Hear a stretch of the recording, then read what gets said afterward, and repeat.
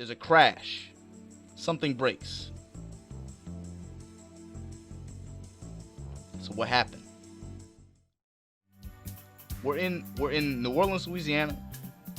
You can see they got some degenerates over here, up to no good on the side of the canal.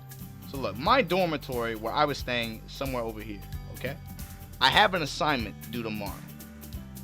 Looking at my schedule, it's pretty clear not going to be able to go to sleep. So around 10 or 11 o'clock comes through, and I'm like, well, let me go to the store and get myself the Magnolia Special. And we arrive here. This is Magnolia Discount. Magnolia Discount, everything real cheap. The gas prices real cheap. Diesel real cheap. Food, drinks, you name it. I pull up somewhere around here. And as I pull up, who should emerge from the shadows but Charlie? So Charlie is right here. So I'll tell you, the classic savvy homeless people who hang out at gas stations. Just think about it, Lord Master. If you just walk up to me and ask me for money, I might give you something, I don't know. But, it's whatever. Probably don't have it. However, if I pull up in my car and you wash my windows real fucking quick, and by the time I get out the car, you've already washed the windshield, and then you're sitting there with your hand out, well, I'm like, well, fuck. Now I feel like an asshole. I pull up.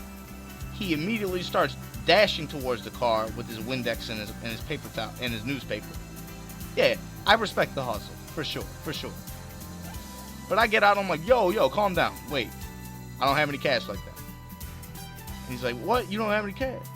Now, my personal policy is I don't like giving money to homeless people. I will give you some food. So he's like, you don't have any cash? I'm like, no, man, I can't do that for you. But I'm like, I'll tell you what. You want something to eat? And he's like, well, yeah, I'd love some chicken. I'm like, hey, I got you, Charles. So I pace my way into Magnolia Discount. Now, inside Magnolia Discount, there are 3 employees.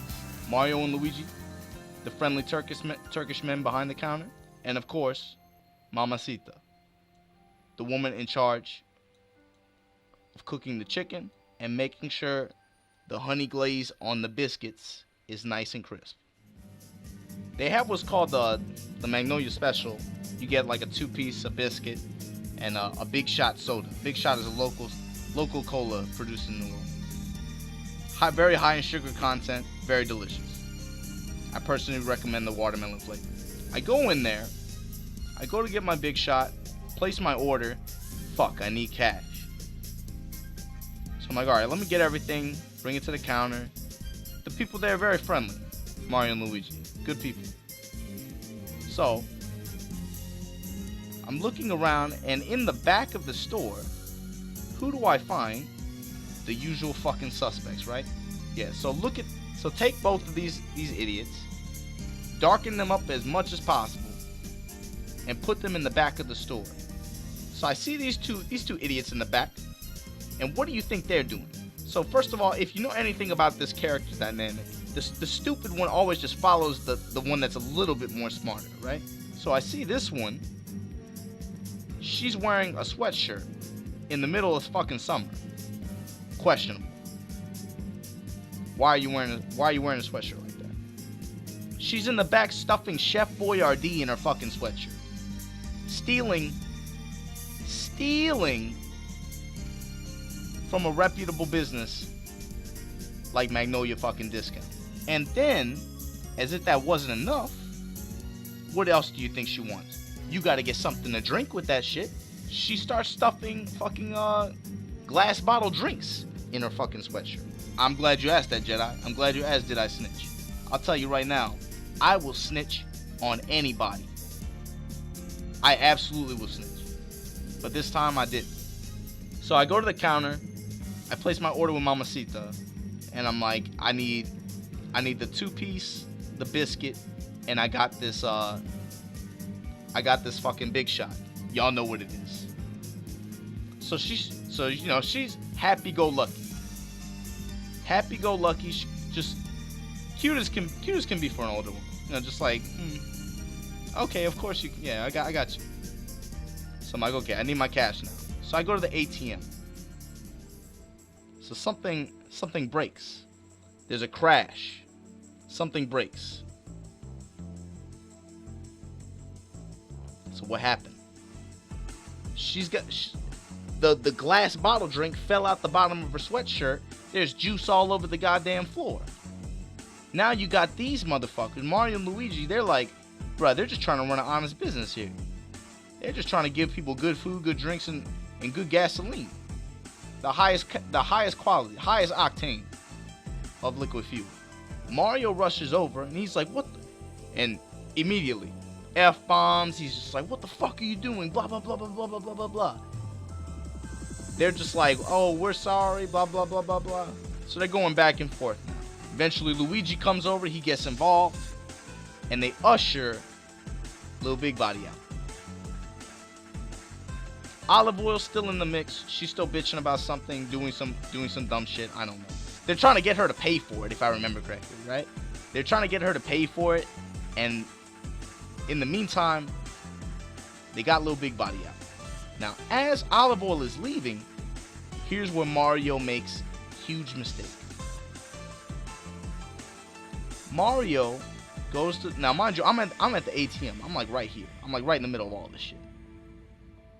I'm just like watching all this happen. Just like the Michael Jordan popcorn gift. I mean, Michael Jordan. Michael Jackson. Just like, what's going to happen next? Okay. So Mario goes to the door. Now, you can see these are glass doors, right? Mario goes to the door, and he yells at the top of his lungs. After this heated exchange in the store, yelling to Little Big Body, he yells at the top of his lungs, "Don't come back, you stupid bitch." Okay, hold on. So what it was about stupid bitch, I don't know what it was. But it set something off within Lil Big Body. So she's walking away, and this Spanish hero yells at her.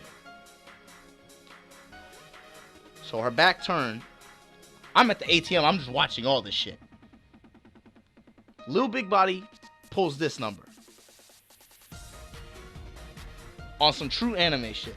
And me watching, although there are meters separating us, I can see the madness reflected in her eyes. I know that everything is about to change. Lil Big Body then, completely about faces, lowers her head. I remember this so well. Assumes a 3-point stance. 3-point stance, if you don't know what that means, it's like if you're playing football, you're about to get down. This is by no means a gracious creature. There are some people that'll try to convince you that there's a God in this world. To their arguments, I only have Lil Big Body to present as a counter argument. So from the 3-point stance, the gears of fate have been set into motion, and she begins to move. It's very difficult to watch. It's like watching an elephant start to run. With each passing footstep, her speed begins to raise, and little by little, her dash becomes a thing of unparalleled beauty. Like a rhinoceros running at full speed. She lowers her shoulder and goes straight through the glass door. I'm standing right here. I just watched this fucking 220-pound... She had to have been like 5'2". She had to be 200 pounds, 5'2". Lowered her shoulder, runs straight through. I swear to God, runs straight through the glass door. Mario is blown back. He's in the kitchen now. He's like, holy fucking shit! There's glass all over the floor. And at this point, I'm pog champing in real life. I'm just like. I can't believe that just happened. So she literally lowers her shoulder. Now here's the crazy part. The irony here is the left door was open the whole time. She could have just walked. She could have just ran in. So now she's inside, and on the way through the door, she hits Luigi, knocks him down to the ground. So now Luigi and Mario, they're like, "What the fuck is going?" Like, they're pissed. They're pissed. Lil Big Body is on top of Luigi. Luigi has his arms around Lil Big Body's neck. They're fighting. He's fighting her like she's a grown-ass man.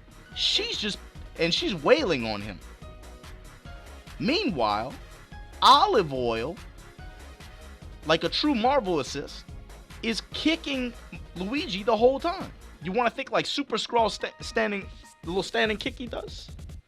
She's just doing that to Luigi the whole time. He's trying to choke out her sister. She's like, no, not on my watch. Mario is trying to get her off of Luigi. So there's just this clusterfuck. Now, when Lil Big Body took down Luigi, her shoulder went into his chest. Okay? So he's blown back and he tries to like grab something to hold himself up, but it fails. So there's a hat rack and a drink rack that he grabbed. All the shit comes down. There's just drinks all over the floor. There's just shit everywhere. And these four idiots are just like tangled all up in it. They're all just like in the middle of the store.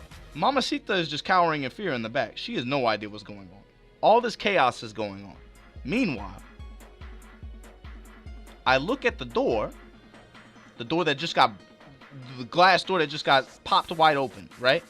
Like literally there's just glass everywhere. And I see this face peep around the corner. It's like very inconspicuously just like, boop, just kind of peeps in. And it's Charles. He's just looking. He's just looking in. And he pulls this number.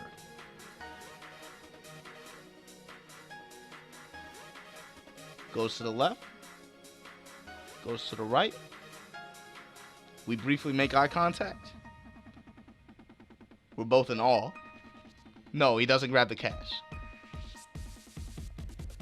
So Charles, we make eye contact. We're still in awe. But then his facial expression goes from awe to like a wry smile. A sly smile. So these four idiots are on the ground. They're just rolling around in glass and fucking and cheap soda. There's like ravioli and shit on the floor. I don't know. But Charles, without like even moving from the door, all of a sudden, so like at first all I see is his head. All I see is his head like popping in from beside the broken glass. Then I see a hand. He goes right behind the counter, grabs a fifth of Crown, runs. He runs, and at that point, Mario gets up, and he's like, everybody get the fuck, he's like, get the fuck out, everybody get the fuck out. He just lets them go. They walk, he locks the door, these two idiots run out the broken glass door, and they get out of here. They run. So the police promptly arrive, and they ask me what happened.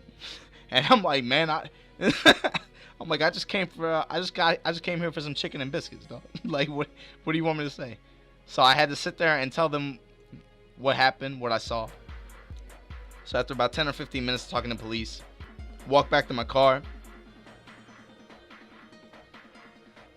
and a shadowy figure standing near my car with an empty bottle of Crown on the ground. We make eye contact, and again, a content smile. We both know.